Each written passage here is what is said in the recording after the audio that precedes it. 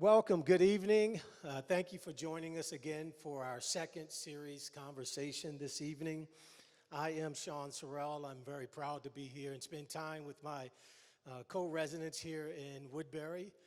We appreciate the opportunity to share with you another learning opportunity around housing affordability in our community.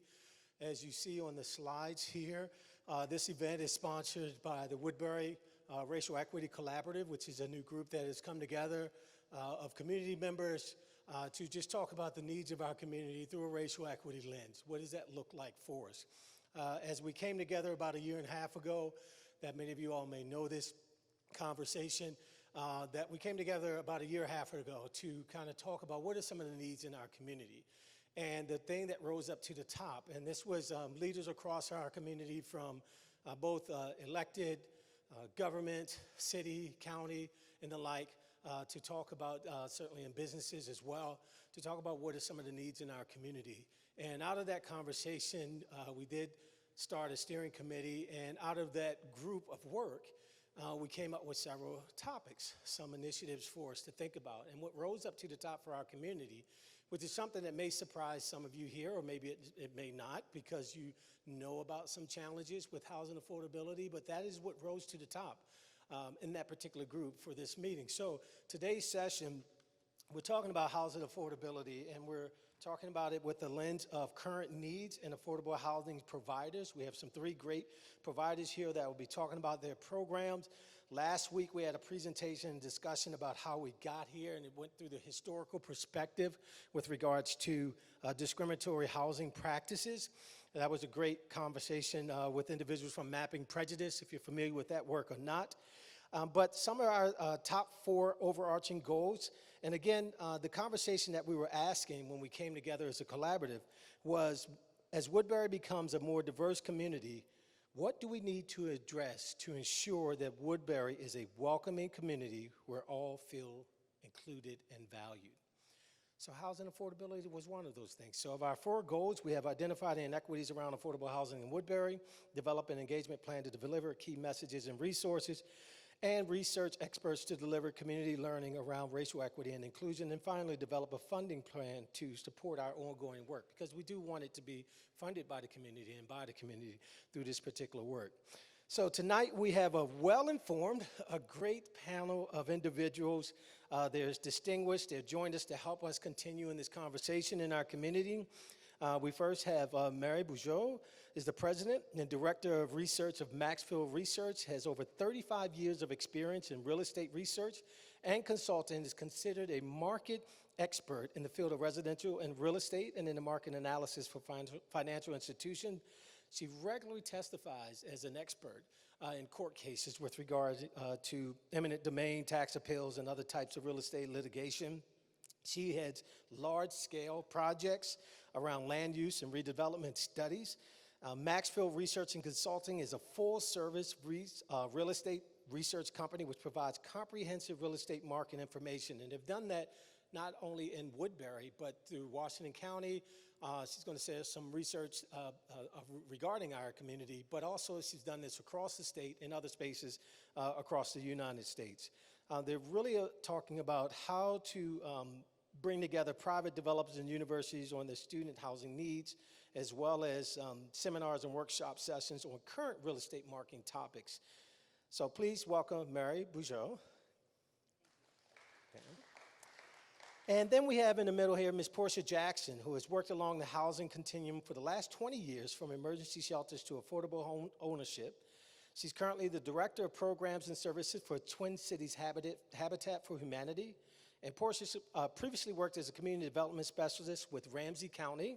So she's familiar with our community, and where she developed and implemented the Ramsey County First Home Down Payment Assistance Program, which offers up to $93,150 in forgivable down payment assistance for first-generation low to moderate income home buyers. Congratulations, I did not know that. Thank you for doing that. Portia started her affordable home ownership career in Woodbury in the Washington County CDA, and is honored to come back full circle to talk about her experiences, her amazing work at Twin Cities Habitat is doing. Thank you and welcome, Portia. If you're not familiar with Twin Cities Habitat for Humanity, they're committed to building quality life health, and economic prosperity in the 7-county metro area. And they are part of a larger organization of Habitat Humanity that does global work around the world around housing and within 70 countries, and have helped more than 46 million people to improve their living conditions. Now, Kathy, let's bring Kathy Capone-Bennett, is the Executive Director of Twin Cities Housing Alliance, which is a trusted housing policy, housing policy expert with 30 years of experience in private and public alliances, program development, and project management in all facets of housing policy. Housing policy development, redevelopment planning, strategic implementation. Kathy in this group has a wealth of knowledge, just for the record. So I'm trying to condense this a little bit for the group. But Kathy has been working with Twin Cities Housing Alliance, which is a collaborative network dedicated to addressing housing challenges and strengthening community vitality in Twin Cities region. And through strategic policy development, education, and impactful advocacy, the Twin Cities Housing Alliance brings together experienced professionals who have built, managed, financed, and preserved housing communities throughout the Twin Cities for decades. Welcome, Kathy. Thank you for joining this conversation. So we're going to have a presentation. The way this evening is going to work, for those of you who are the first time that's been here, the presenters will take 15 or so to 20 minutes to present their information. We're going to go through each of them, as you see here seated, and then you're going to have a conversation with each other. There are some cards that was at the top of the table for you all, and a few questions on there that we're going to do what is called a think, pair, share, where you're going to pair it with someone. There's 2 questions on there for you to answer yourself, and if there is questions that you have for the panelists after you all finish having that conversation, you can write it on the back of that particular card. There are pins up there, and we'll let you know when we transition to that amount of time. And then after that, we'll talk and have a short conversation with our panelists here, and then answer any questions that you all have, okay? So that's how we're going to go with this evening, and I'll now turn it over to our panelists.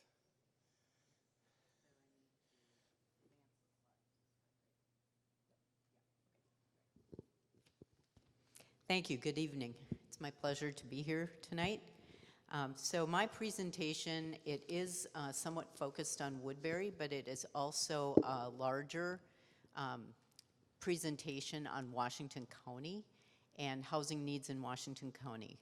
Maxfield recently, last year, completed an update for the housing needs analysis for all of Washington County, which of course includes Woodbury. So tonight, what I did is I took that regional presentation and kind of made it a little more specific to Woodbury. But it does have some general information on the Twin Cities metro area as a comparison, and also some information on Washington County as a whole. So this, Soren did a very excellent job at introducing Maxfield. So we are a full service real estate advisory company and have been in business for about 39 years now. I'm going to assist you. Oh, It looks sorry. Like you have Sorry. double-clicking. No, I can assist you. I'm good. You good? I'm good. All right. I just have to multitask. Okay, so the housing study objective for Washington County was to update demographic projections and housing market conditions and provide housing demand projections for all submarkets in Washington County. And Woodbury was one of those. So larger cities like Woodbury, Cottage Grove, Oakdale, and Forest Lake, they were included as their own individual submarkets.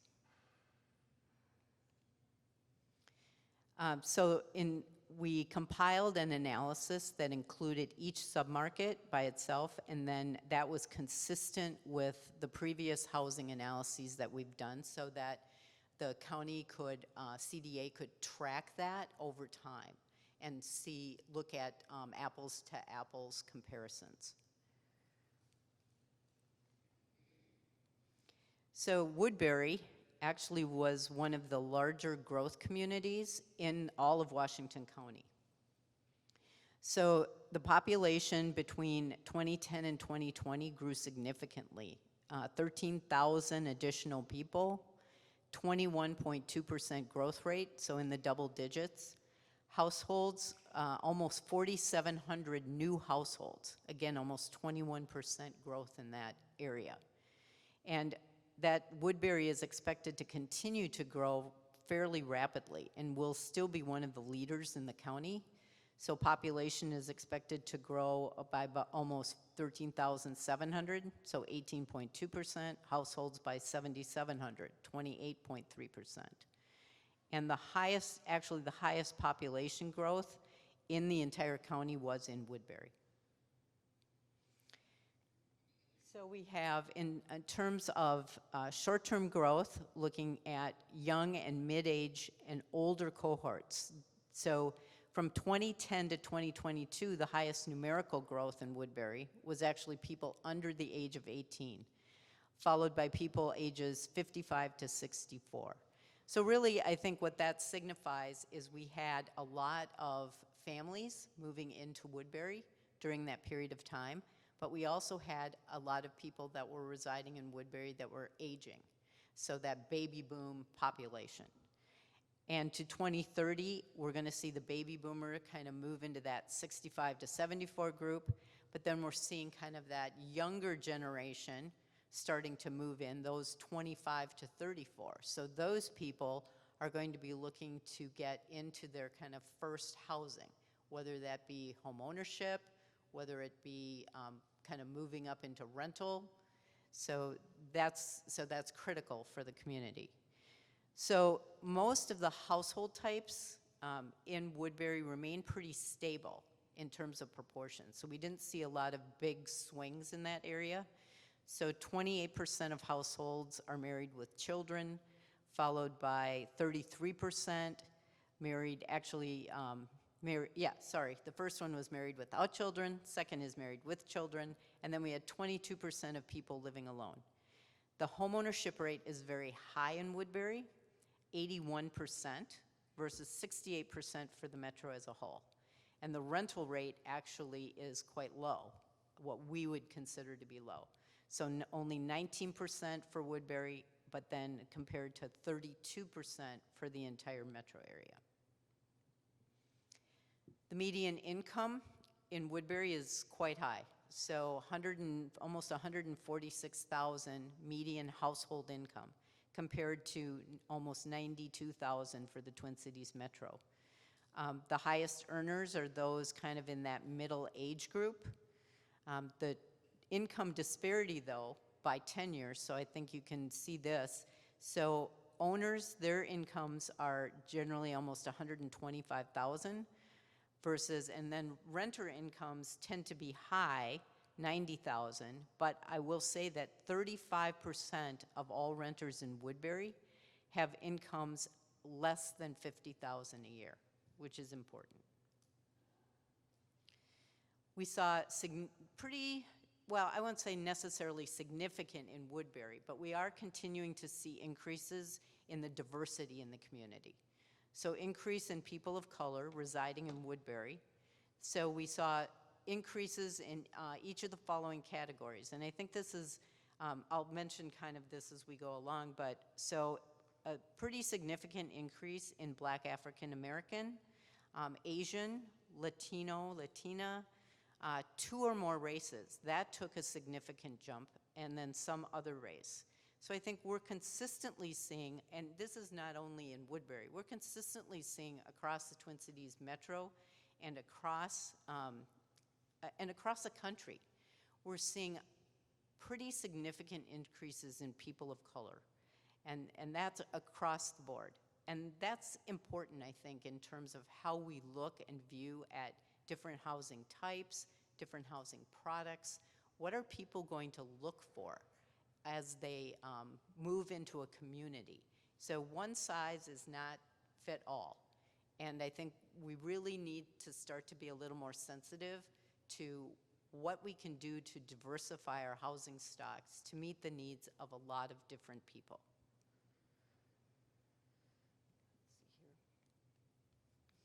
So housing starts were very strong. So, and I'll talk a little bit more about this, but we had tremendous housing growth in the Twin Cities and in Woodbury. And Woodbury, again, pretty much led the county, 500 units a year, both of single family and different types of multifamily. That includes both rental multifamily as well as ownership multifamily. Single family, however, was about 63% of that total. Even though Woodbury added quite a bit of multifamily housing, and most of that happened to be rental, single family was still by far and away the largest proportion. And Woodbury's housing stock tends to be relatively new compared to a lot of other areas in the county. So 70% was built after 2000, while only 30% was built, before 2000. That's a mistake. Single family detached, again, still accounts for the majority of all owned housing structures in Woodbury. So we also surveyed a lot of rental units. The vacancy rates are substantially low, and they have been low for a long time. And this makes it very difficult to find rental housing of all types. So the overall vacancy rate in Washington County was only 2.1% as of a year ago, and it still remained pretty much the same. Market rate housing was a little bit higher in Woodbury, 5.6%, but that's still only market equilibrium. That's only the rate that you need to get to have a balanced market. And as you can see, rental rates are very high, very high.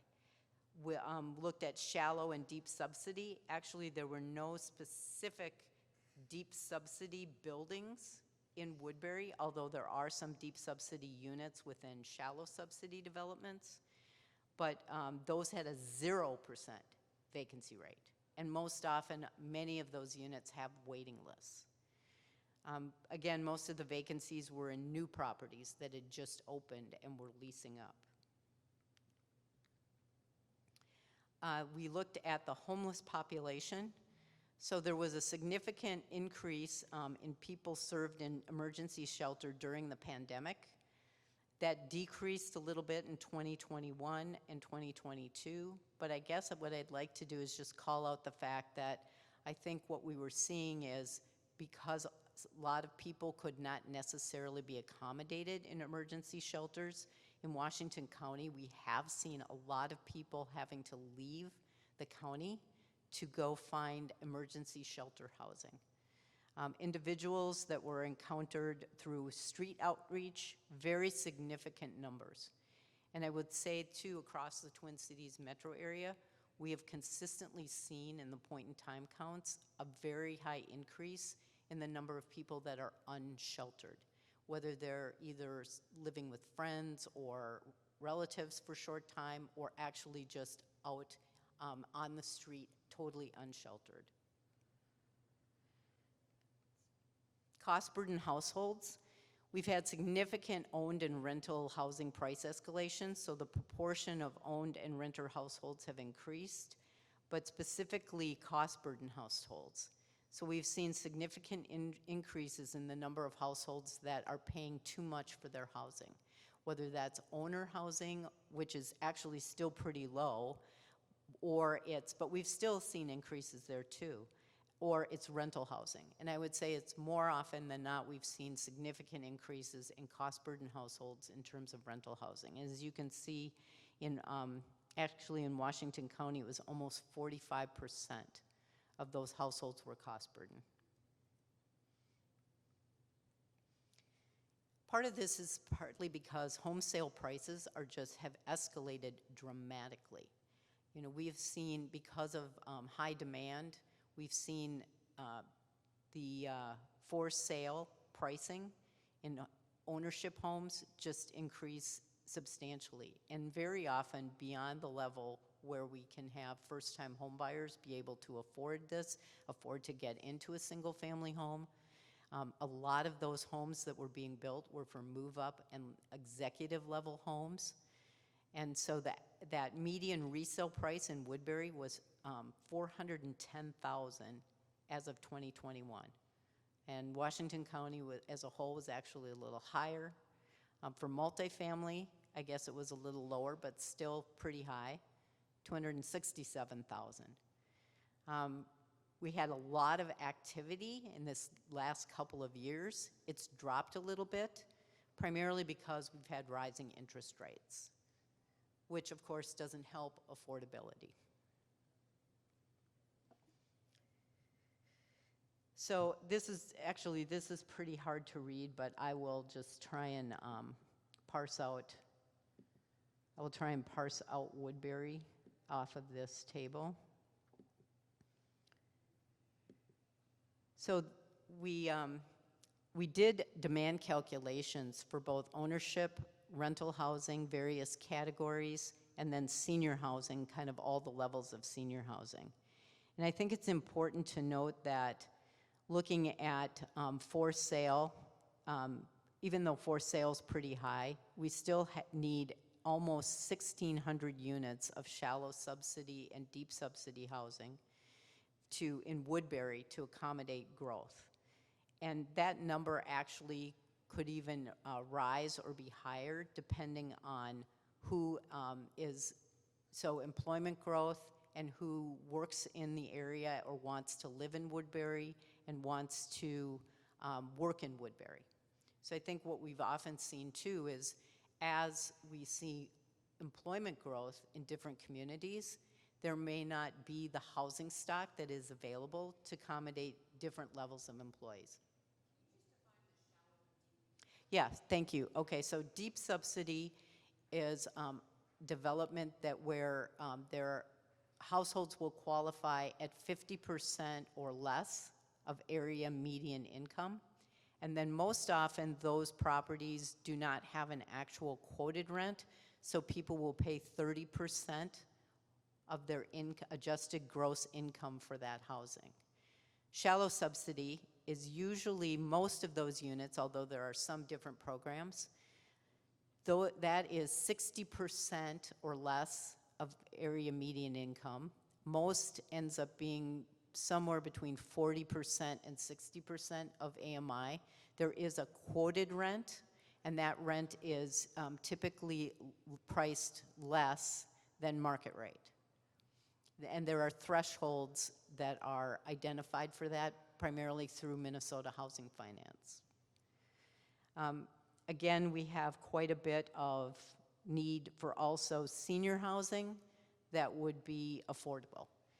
And once you get into the service level, it's extremely difficult to provide affordable senior housing that has services. The market has not really addressed that. So most of the affordable senior is in that active adult where they provide fewer on-site services, but then they try and connect people to other types of home health care if they need it. So just to, excuse me, I better adjust this. I'll just read it from, excuse me.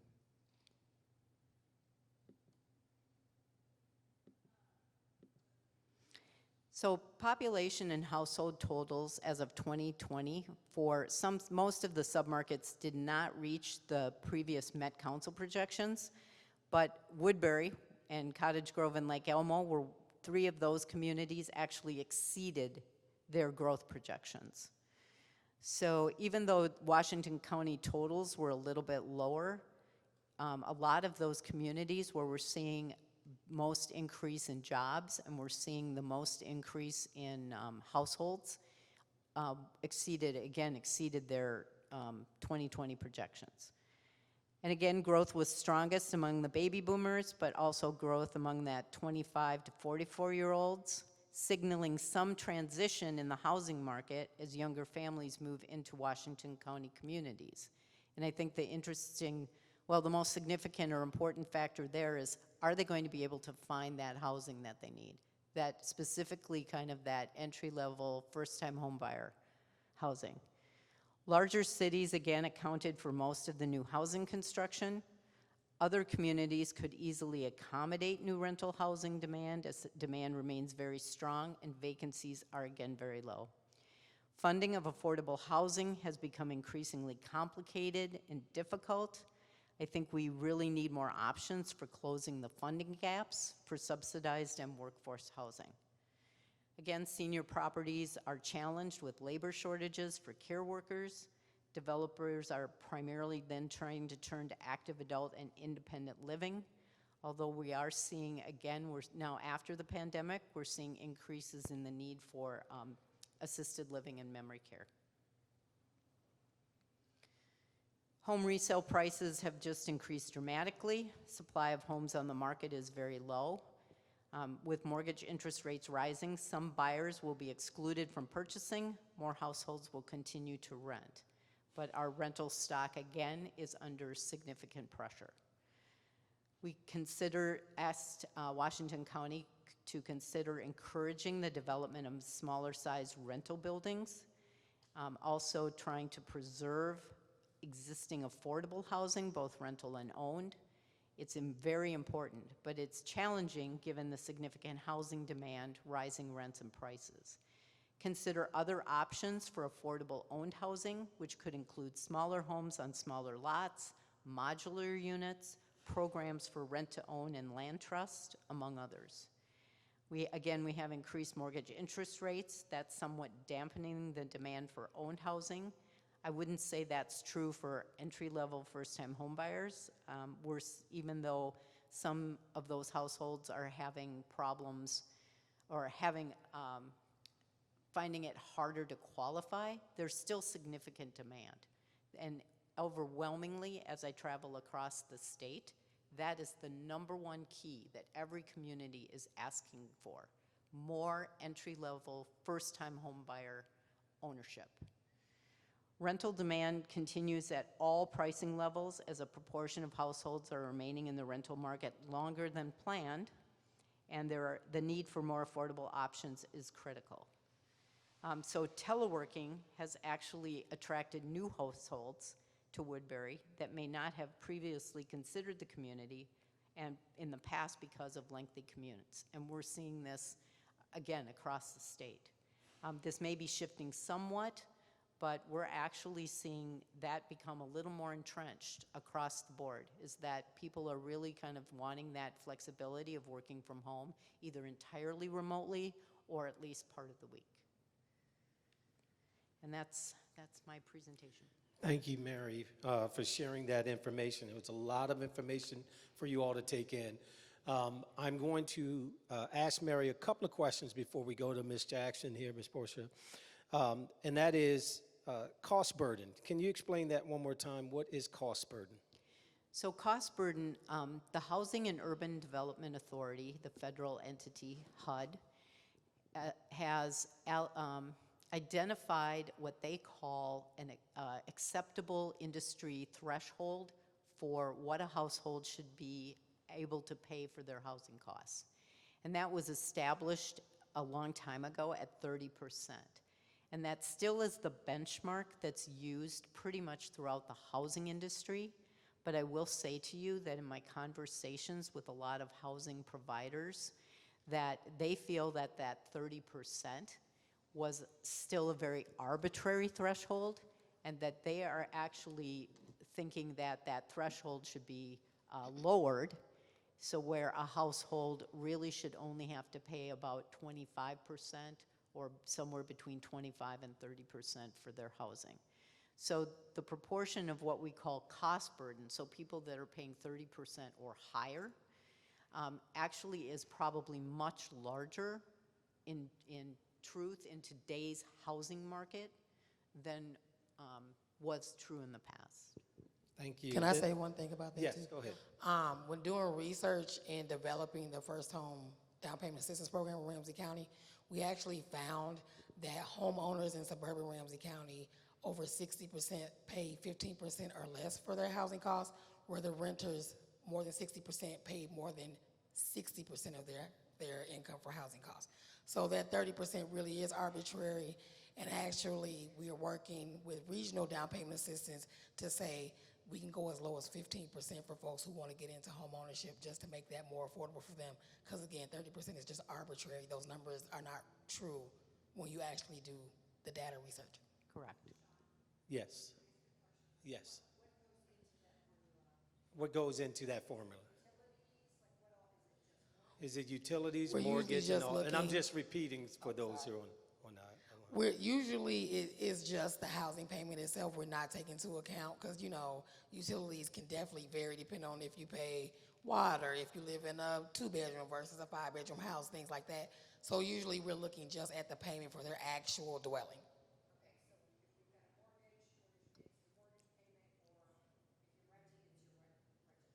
So the question Correct. is if there's a mortgage payment or a rental payment. And that's correct. Usually that's what we're talking about when we say housing payment. So, Ms. Portia, I did have a few other things for you to define, but I'm going to let you jump into your presentation because maybe you will pick up on a couple of those other definitions. All right.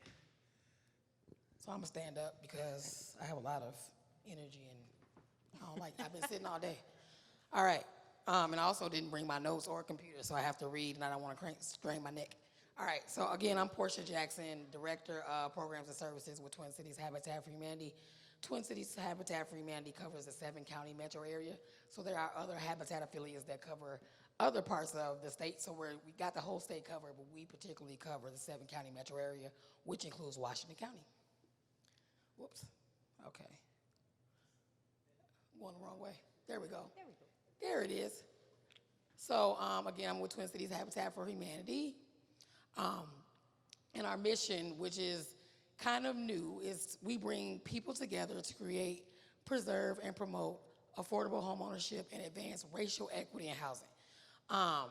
That last part is really big, and we're doing lots of things about that, and we'll talk a little bit more about that later, but I really want to highlight that, this is a housing, affiliate that highlights the fact that we need to do something about racial equity in housing. We have about 1,600 partners, homeowner partners. So we've had about 1,600 families close on homes since we started. We've done more than 2,000 home repair projects through our program called A Brush with Kindness. We have more than 15,000 volunteers annually, and we also have 2 retail locations, one in Roseville and one in South Minneapolis. And that place does numbers, like people buy all kinds of stuff. Great stuff. Please, stop by if you can, because we have so many things. You could only imagine, it's crazy. All right, so Minnesota's racial homeownership gap. So basically, the homeownership gap between white and black households is 25%. In Minnesota, the gap is much wider at about 35%. And if you get down to county level, especially in the metro area, it's even worse than that. Only 42% of households of color own their own homes, in comparison to 77% of white households in Minnesota. So that's a problem. I did want to talk a little bit on how we fit on the housing continuum.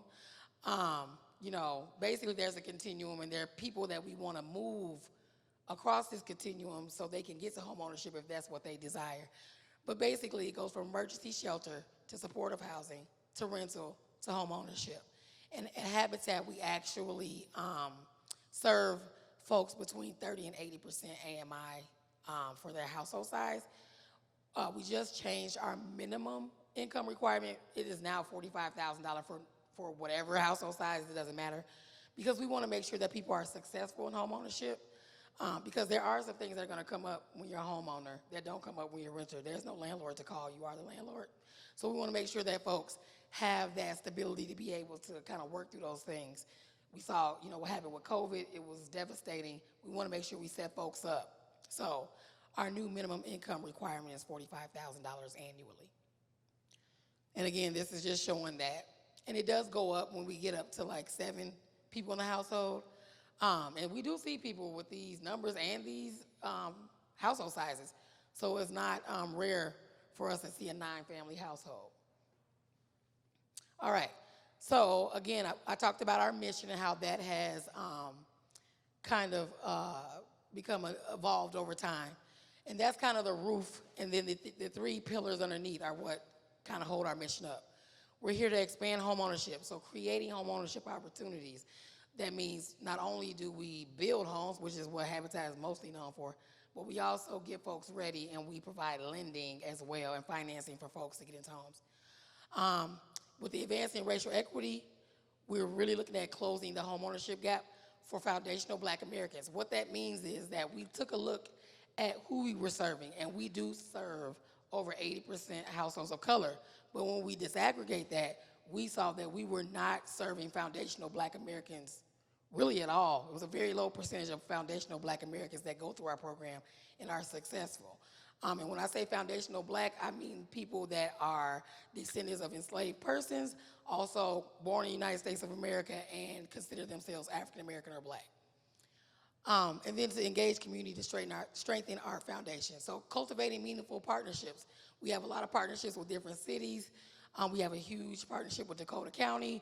We're moving into Bloomington. We have some partnerships that are developing in Edina, which is crazy to me because I would never even imagine owning a home in Edina. Also, my daughter goes to Eden Prairie, so they call them the cake eaters.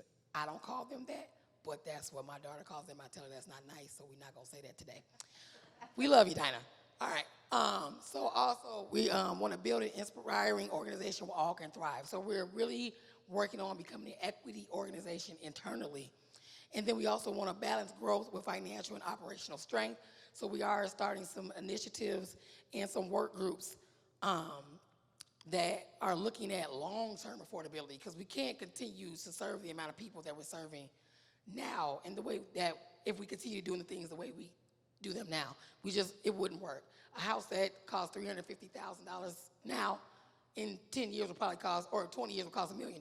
So unless something crazy happens where dollar for dollar we keep going up, we have to change how we're doing things, and we're working on that. All right, so this is what I really am excited about sharing with you all.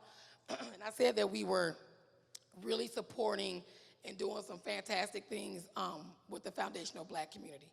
So one of the biggest things is that we have a cohort model. Usually people come into Habitat, they fill out a questionnaire, and then if they meet some minimum requirements, they go through and then they kind of work with either our lending department if they're mortgage ready, or our financial coaching department if they need a little help. With our Black American home buyers, we're doing culturally relevant peer-to-peer learning and community connections. So they all kind of go through the process together. We also have a specialized curriculum that includes healing from financial trauma and developing financial resilience. So not just throwing everybody in and saying, okay, we're gonna still have this same type of curriculum, we're gonna use the same way to buy a house. No, we're gonna recognize some of the things that have happened, and we're going to talk about those things, and also what we do to go forward to kind of bridge those gaps and things like that. And we also are doing credit and debt consolidation referrals via partnerships or referrals. We have about 15 referral partners. Washington County CDA is one of them that we work with to get folks into our program and be successful. One of the biggest things, the two biggest things, is this program doesn't have a name yet. It's just called Special Purpose Credit Program, because that's what it is, a special purpose credit. If you find something that's nicer or sexier, please email it to me, and we'll use that. But right now it's SPCP. So SPCP, financial assistance. We do up to $50,000 in additional funding on top of the subsidies that we already provide. If you go on our website and look at our homes, there'll be a market value.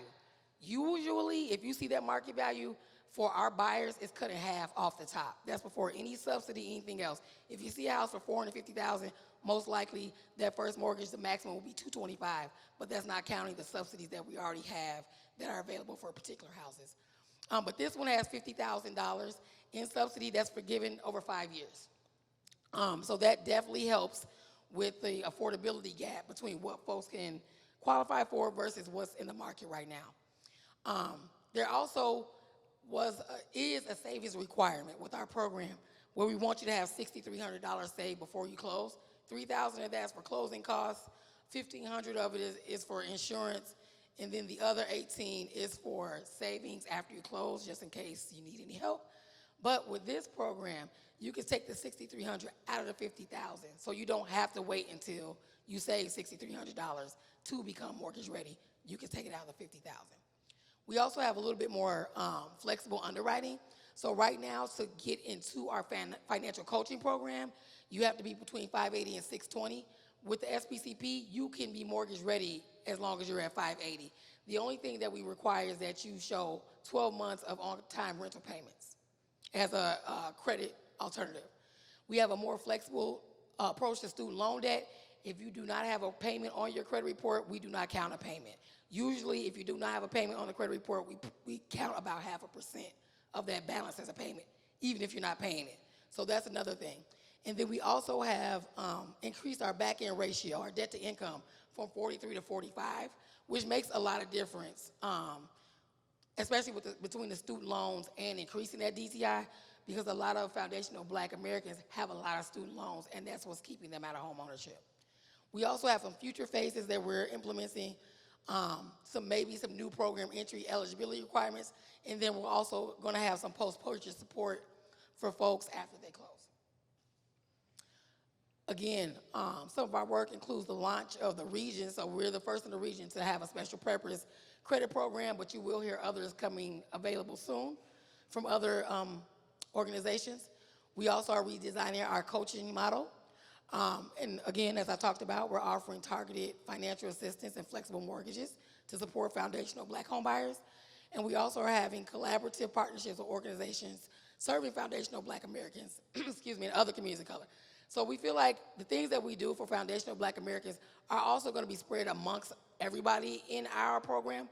But we feel like once some of us do better, all of us will do better. So anything that works in that particular cohort, we're going to replicate with our entire pipeline.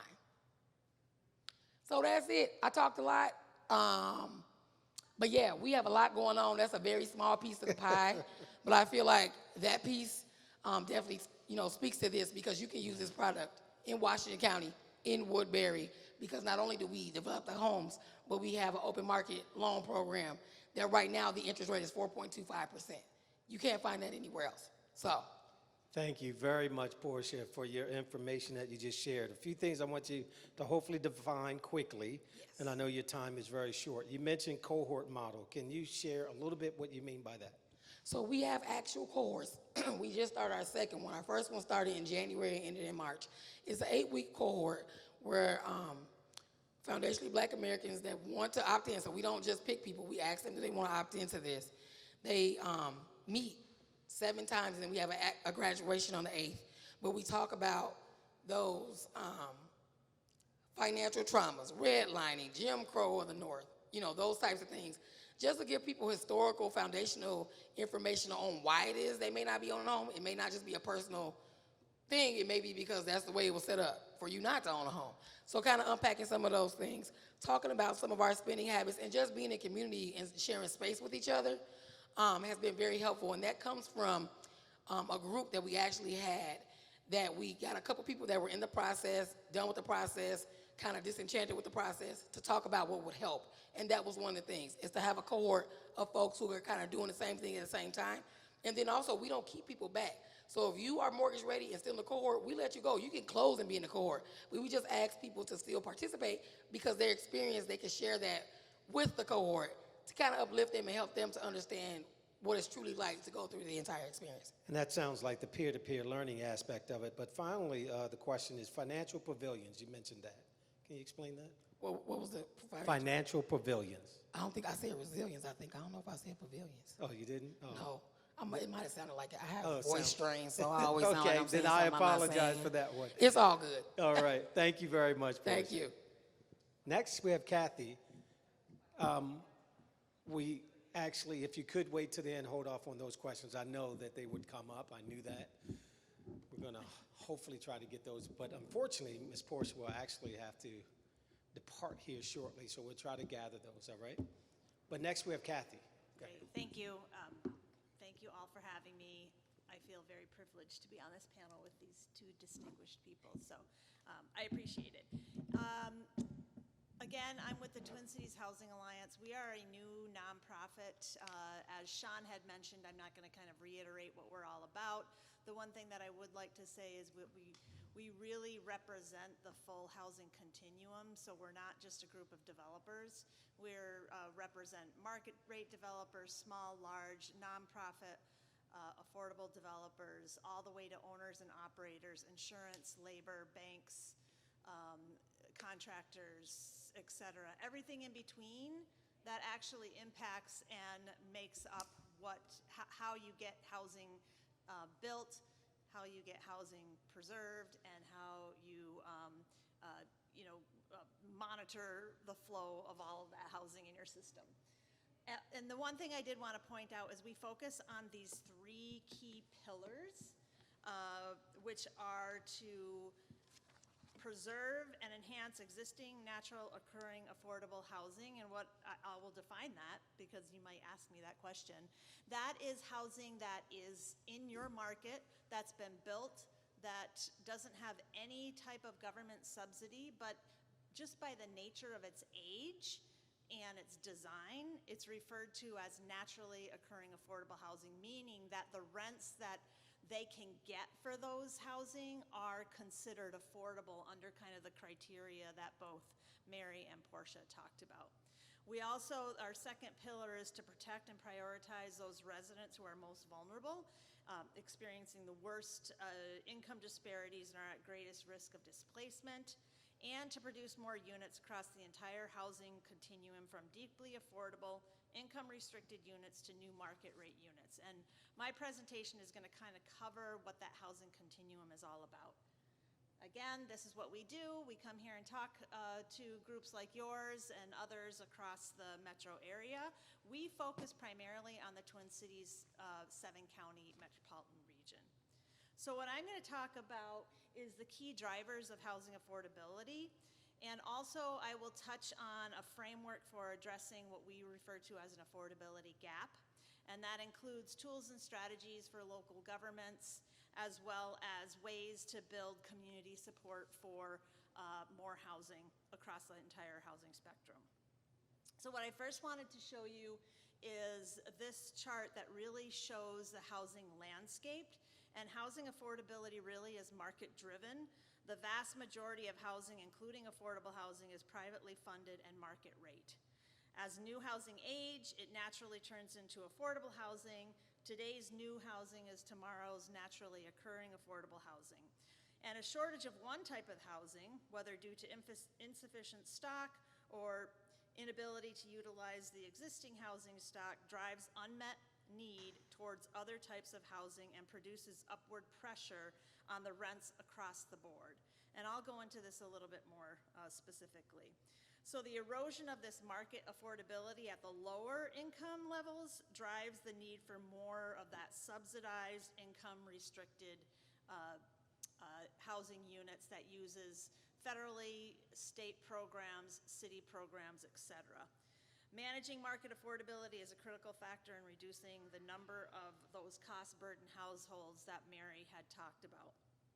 In addition, while we've heard comments that new market rate housing drives up rents for affordable, we do not believe that is the case overall. In fact, a study conducted by the Upjohn Institute found the opposite. They found using a simulation model that 100 new market rate units ultimately created 70 vacancies in existing nearby housing in those neighborhoods. So in essence, some of those households who would have otherwise occupied cheaper units, they move into the new units because they can, and they want something nicer, newer, shiny object, and that reduces demand and lowers prices for the units that they left vacant. This is a ripple effect that spreads across and out further and further and eventually reduces prices overall. But there's some barriers to that, and I'll talk about that in a minute. So I just do want to point out that does not mean that we shouldn't not fully support the subsidized income restricted housing, but as you will see, there is not enough public resources available to address the housing need at the lowest levels, and we also need to partner with the private sector and the nonprofit sectors to create new housing at all levels, which takes pressure off those existing older housing stock rents. So overall, a mismatch between local housing needs, which we're all talking about, and local housing availability across those income levels is what we refer to as a housing affordability gap. And this gap threatens the economic well-being of hundreds of thousands of families in our region and the economic prosperity overall. It also exacerbates racial and economic disparities by putting the lowest income households, the majority of which are households of color, at risk of being priced out of their existing existing units, displacing them from their communities and unable to find safe, stable, affordable, fair housing to meet their needs. So I don't want to spend a whole lot of time on this, and I'll share these slides with you, but what does affordability mean? I mean, I think Mary talked about the different income bands at 30 to 50 to 80, and what this chart shows is really who is working in those industries. Even people at 30% of the area median income, the lowest, are typically working. They're your retail sector, they're the people who are taking care of your kids or your parents, et cetera. So I just think this is really important to kind of set the stage. And this slide didn't come out, but that's okay. This is the 4 things I'm going to talk about. So first, the erosion of market affordability. Over the years, there's been an erosion of market affordability due to population growth, higher demand for rental housing, as Mary noted, and the fact that during that Great Recession, the 10, 20 years ago, the Twin Cities region built only a fraction of the housing units needed based upon actual renter household growth. So in fact, relative to population growth, most peer regions have been building more new housing than the Twin Cities, and so we are behind. One thing I also like to show is it doesn't mean cities like Woodbury aren't building affordable housing or having new units, et cetera. In fact, they play a very key role in the whole entire region, all the suburban cities. And in the last 5 years, which 2017, 2021, I guess that's not the last 5 years, but that's the data I have, Woodbury built 216 units of that affordable housing. And they also preserved, I mean, they don't have a lot of the NOAA housing, but they did contribute to preserving some of those as well. But it's not enough. Even with that progress, we're still behind. A national study conducted by an organization called Up for Growth ranked the Minneapolis-St. Paul region as 13th highest in underproduced units. I don't think that's a good position for us to be in, particularly to grow and sustain a healthy economy. To meet our region's projected future growth and make up for the decade of underbuilding, we will need to produce a total of nearly 18,000 housing units per year through 2030, and that translates roughly to $4 billion in annual investment and a more than 30% increase in the production between 2000 and 2016, which averaged about 12,900 units per year.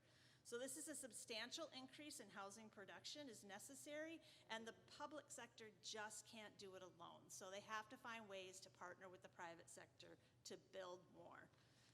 And even with $1 billion, like unprecedented amount of investment that the state put in, that's not close to the $4 billion that's needed. Exactly. Another factor is this lagging income growth and income inequality. We continue to be plagued by this lagging income growth and income inequality. While rents and costs of goods have kept pace with inflation growth, wages in the Twin Cities have not. As such, there is a widening gap between how much working families are earning and how much they need to earn in order to afford housing. And because the only housing available to rent is unaffordable to them, the households earning the least amount of income end up having to shoulder the highest cost burden. So in essence, in the metropolitan region, 86% of households earning less than 30% of the area median income and 86% of households earning between 30 and 50% of the area median income are experiencing cost burden, which Mary had defined. And households earning less than 60% continue to struggle to find housing units that are affordable to them. Only 28% of the available vacancies in the Twin Cities region are affordable at that less than 50% of the area median income, and just 3% are affordable at that 30% and below. So when Portia said that number usually is, or Mary said that number is usually a lot higher, I would tend to agree because it's significant across the region. In addition, another factor is the declining, what I refer to as real wages. While wages in the Twin Cities, actually we've seen them grow faster relative to the state, relative to the country. They've not kept up with inflation growth. So the result is a decrease in what we refer to as real wages in many sectors, including transportation, education, healthcare services, and these households are more susceptible to the rising cost of living and inflation. So cost of food, increased medical care, et cetera. They are more vulnerable to those, maybe what we refer to as small shifts we can absorb, they can't. So what are some of the impediments of building new housing? Mary mentioned rising interest rates, rising construction costs, rising cost of land, this income growth stagnation, added government regulations, and I'm not going to pick on Woodbury. I'm sure they try to get through, but there's a long process that developers of housing have to go through to get state funds, and it just adds costs and time. And another thing I do want to talk about is neighborhood opposition, something you might all have heard referred to as NIMBYism. So that really means we have to find more creative ways of building more housing and partnering with those housing providers who are the ones who build the housing, own the housing, et cetera. And so I do have like a couple more slides. This is just some of the things that we recommend that cities should look at with regards to those 3 pillars. And also, this is ways that we have tried to address the neighborhood opposition, and I can go into more detail if we have time, and we do have some documents that we can share. So, thank you. Thank you very much, Kathy. I know you have to leave. I want to give you the opportunity to do that. I know many of you have tons of questions for our presenters. What I'm going to ask you to do at this particular time is to actually think, pair, and share. We'll come back to our presenters or those who are still here after you get an opportunity to think about, and those are on those small cards that I shared with you all up front. I want you to think about what you just heard, and I want you to try to connect with someone who you may not know in this space and answer those 2 questions that are on those cards. If you don't have a card, I have extras here in my pocket, but the first question is going to be what caught your attention during the presentation and what surprised you and why. And on the back of the card is where you can write down any questions that you may have that we didn't get an opportunity to answer or we may not have the opportunity at the end. And we will work to gather those questions. There's a box at the top of the steps that you can put into that bin, into that box, and we'll work to get those questions if we do run out of time this evening. So again, I want you to take one of those cards, as hopefully if you don't have one, someone near you does. Just get together, think about your responses, and then share your responses with each other on those first 2 questions. And then we're going to come back as a large group in roughly 10 minutes. It's not a whole lot of time, but that's going to be roughly a 7:15 that we'll come back, and then we'll talk as a large group and have a conversation with these folks, okay? All right, go right ahead.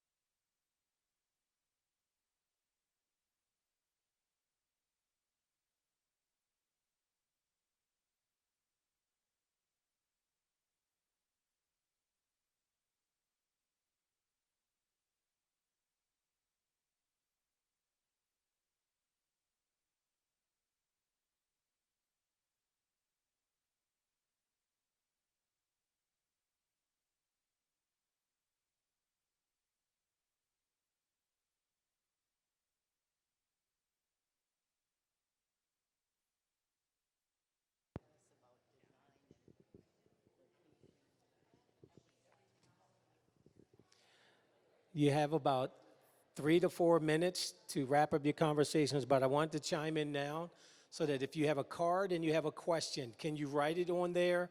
I'll come around and collect them to kind of utilize the last 15 minutes that we'll have together. So if you have a question, please write it on a card. If you need a pen, I can get you a pen. So if you have a question, when you write it, just raise your hand, I'll come and collect it. Thank you.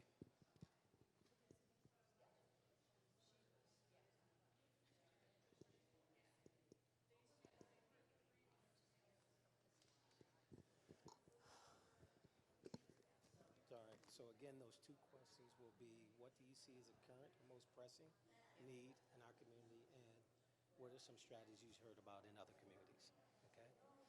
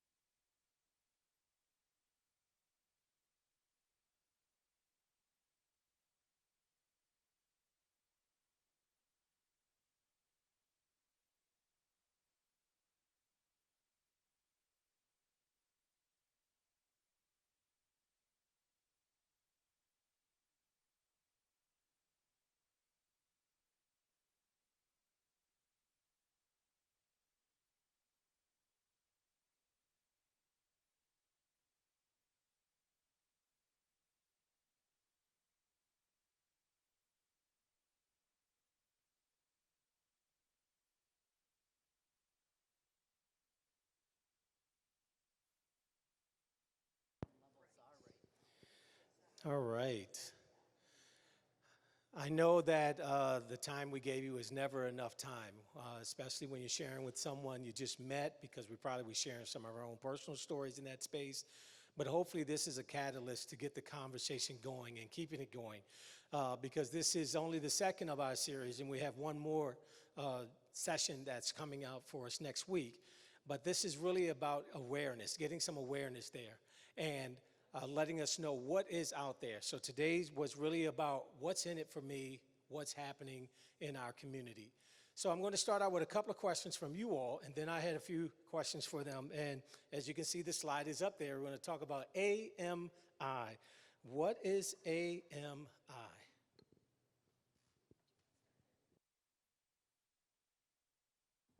So AMI is what is referred to as area median income, and it is published by the Housing and Urban Oh, so the federal government Federal government. really was the one who kind of started this, and the Housing and Urban Redevelopment Authority. So they regularly, annually, go through calculations, and they publish by household size and income threshold through a statistical analysis. The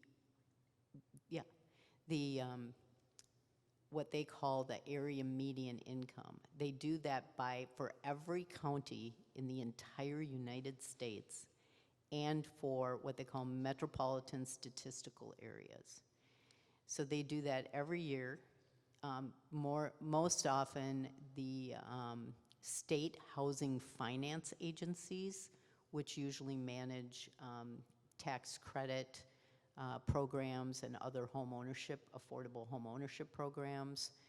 They also do their own allocations at maybe different levels. So they also publish for like 40% of AMI, they publish for 60% AMI, 80%, and they do that again by household size, and they also then publish what they call, for the tax credit program, they publish maximum rent limits based on each of those percentage area median income by the individual household size.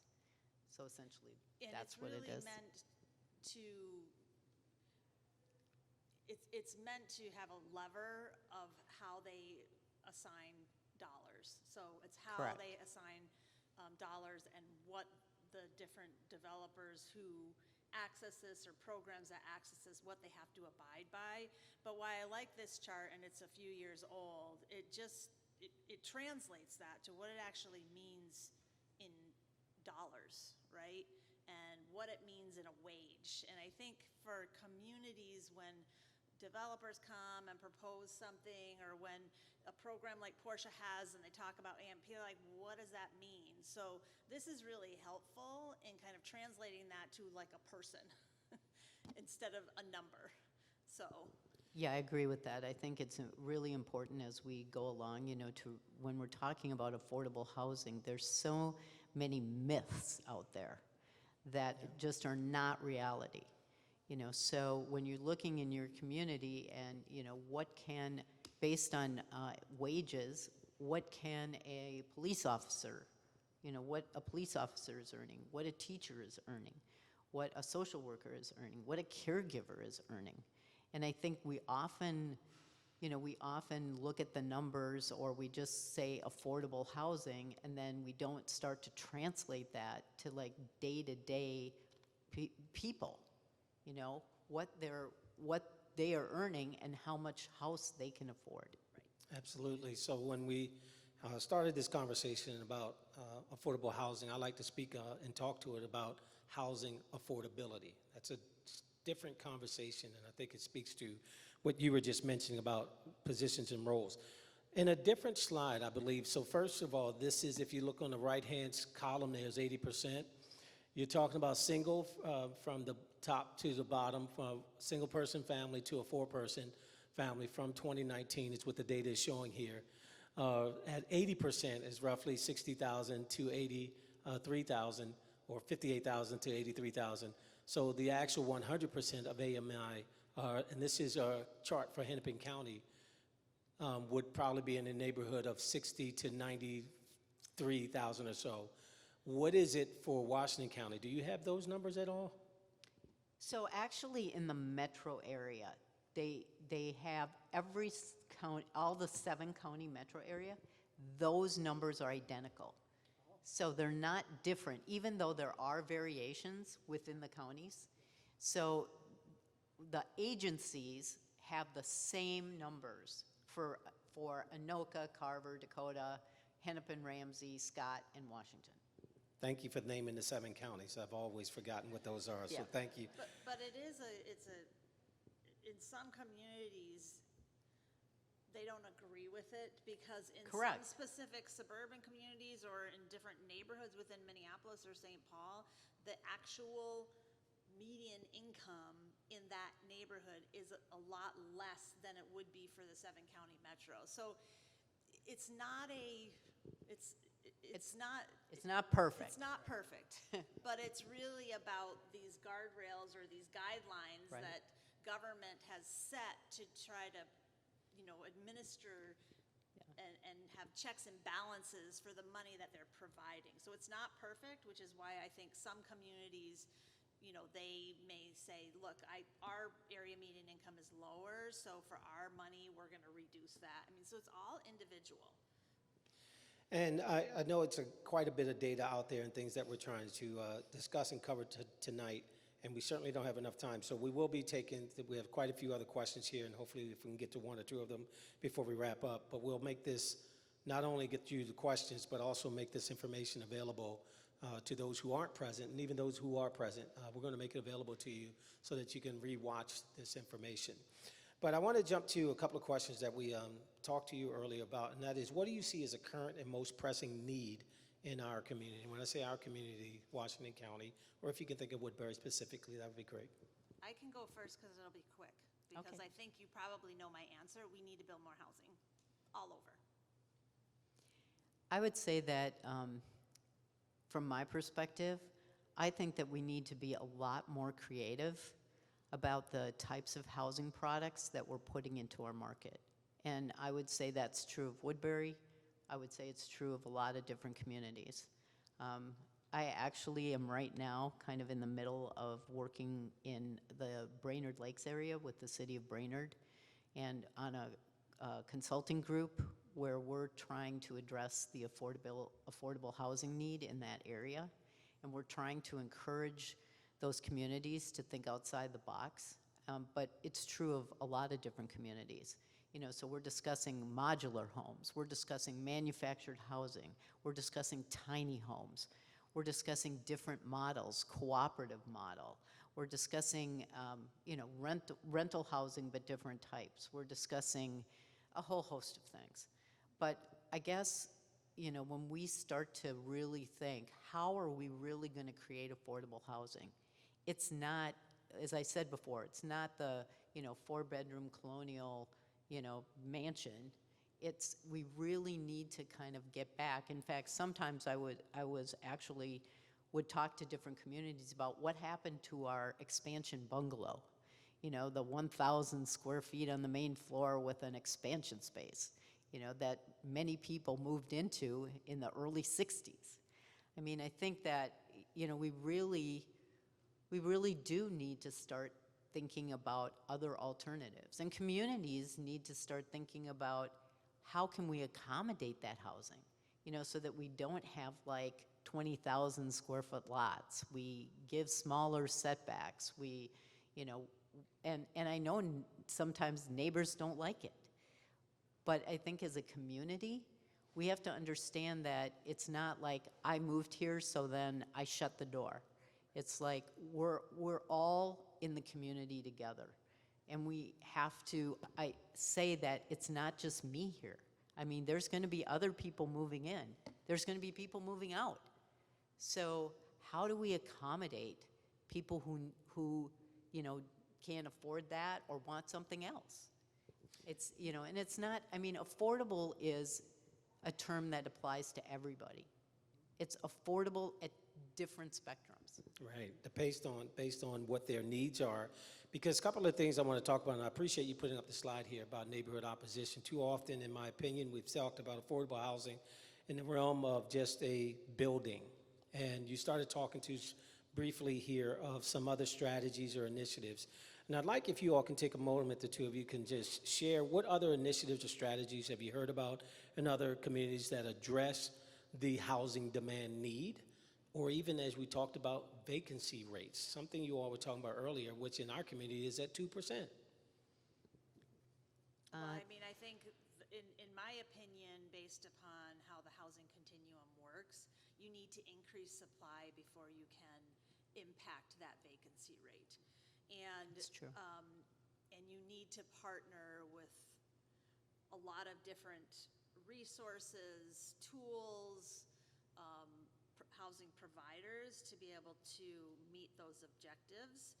And there's many different tools in the toolbox, and not all of them fit community A, but they should be evaluated as to how they achieve your goals to try to reduce that vacancy rate to get more units. And I would like to just address the NIMBYism piece because we've spent a little time in kind of breaking that down a little bit. And, you know, there is two different things that you should look at. And you as this group, I think, show up when there's a proposal being proposed, because the only thing that the city councils hear is those who are opposed to it. So show up in support, and cities should address genuine concerns. I mean, that is absolutely, they should do that. And genuine concerns range from a whole bunch of different things. Most projects can address those genuine concerns. It's when the air is taken out of the room by well-funded people who have been in the community for a long time that really just don't want change at all. And they show up in droves, and it really is hard for the mayor and the council members to lead and make the decisions to support new housing. So I would say to you, show up. Thank you. Anything you wanted to add, Mary? I don't think I have a significant amount of things to add, but I will just maybe add, you know, in looking right now at what we're trying to, some of the options, you know, we've seen communities using TIF funding. We've seen communities target, if they have a major employer in their community, you know, cooperative efforts between the employer and getting new housing and the Economic Development Authority. We've seen communities really work closely with developers, you know, trying to understand where the gaps are and what a community can do to help that.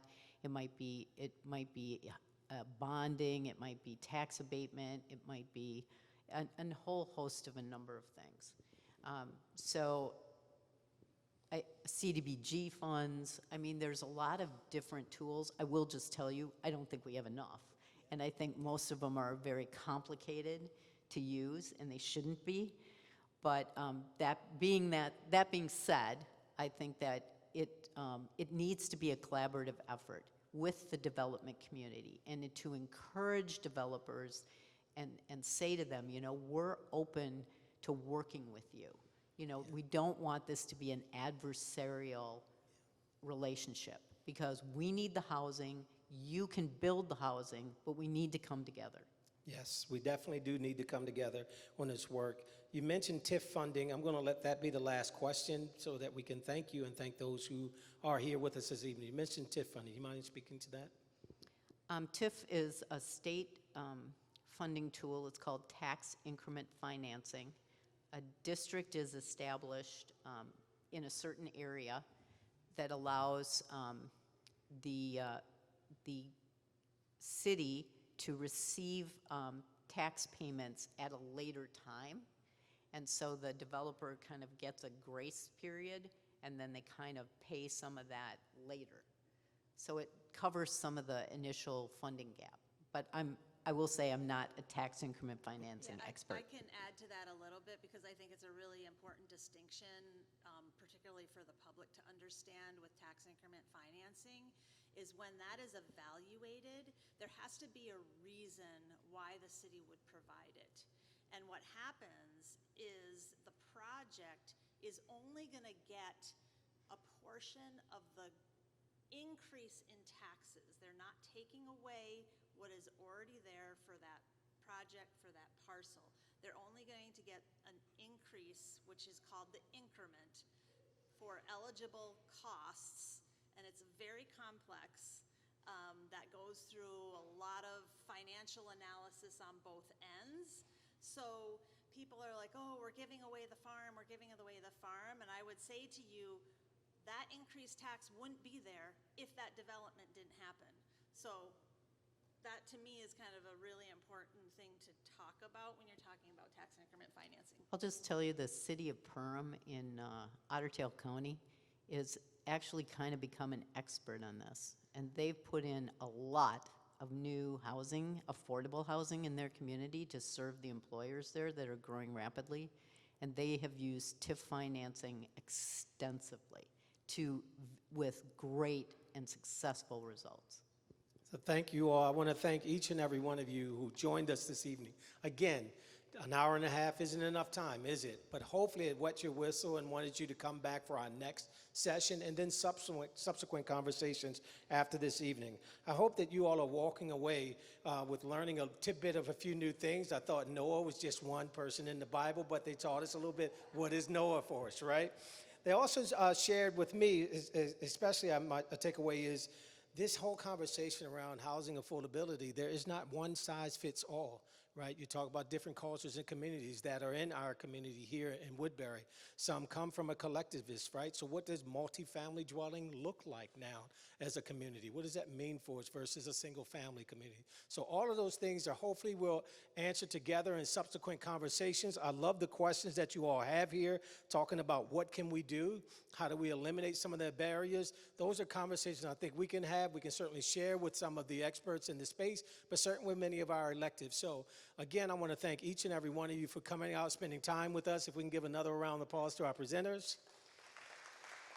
Thank you both for the work that you do and sharing your work. And finally, before we do leave, I'd like those who are a part of the Woodbury Racial Equity Coalition, if they could stand, collaborative, I should say, if you could stand, just so people can recognize you.